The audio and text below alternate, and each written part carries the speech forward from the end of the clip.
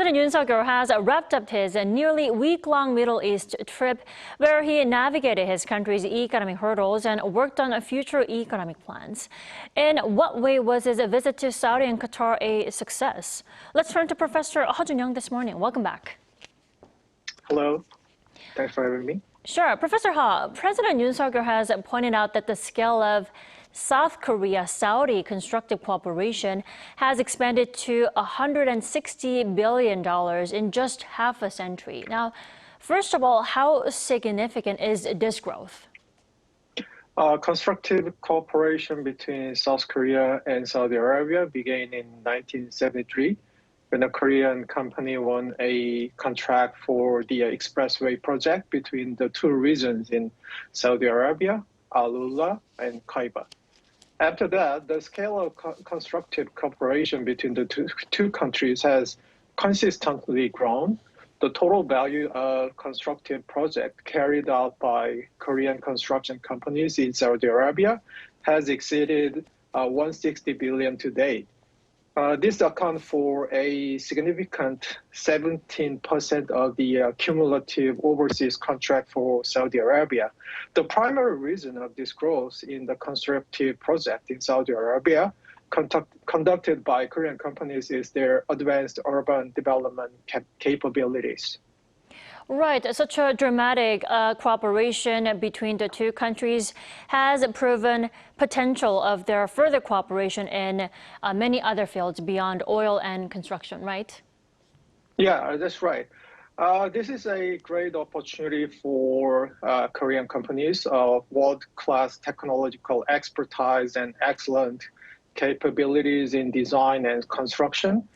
In addition to the Saudi Jafurah Gas Processing Facility project, many Korean companies have successfully completed other projects in neighboring countries such as Algeria LNG import terminal project in Kuwait and the Karbala refinery project in Iraq. And there are many projects are going on right now.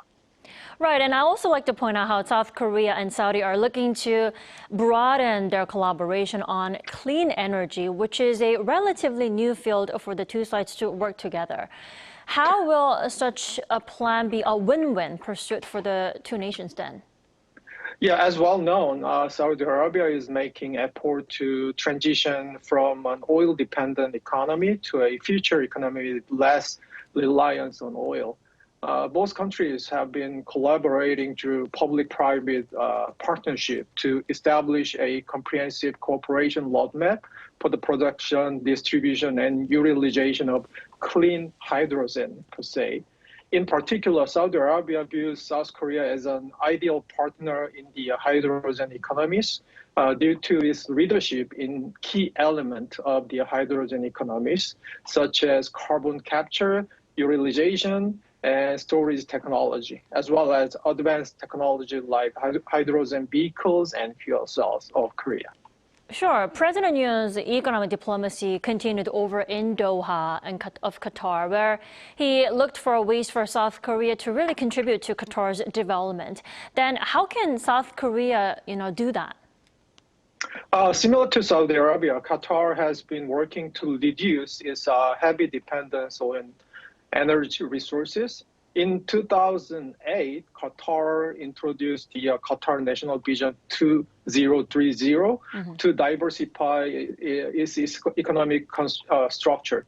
So this vision includes goals such as private sector-led growth with a focus on knowledge-based, high-value-added industries, ensuring food security, securing water resources and clean energy resources, and strengthening healthcare, education system, and more.